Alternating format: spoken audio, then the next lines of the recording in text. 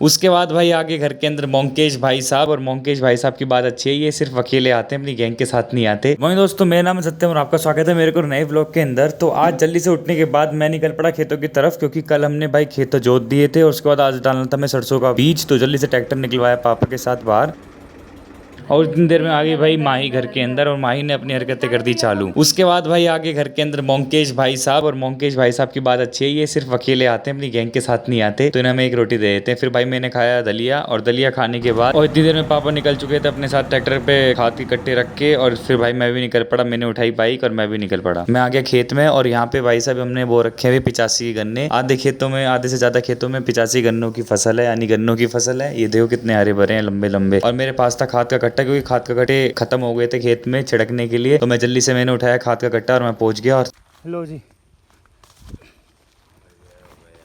फिर इनको पकड़ा है मैंने खाद के कट्टे और चालू कर दिए खाद फैलाना खेत के अंदर। और खाद फैलाते फैलाते बारी आ गई दूसरे वाले खेत की, क्योंकि भाई इसके अंदर हमने खाद भी डाल दिया था और खेत भी जुत गया। तो यहाँ पे फैल दी हमने मैडी, और मैडी का काम हो गया यहाँ पे समाप्त। फिर भाई से जब हमारा सारा काम कंप्लीट हो गया, तो हमने जोड़ा अपना कल्टीवेटर और अपनी मैडी रख के भाई निकल पड़े घर की तरफ।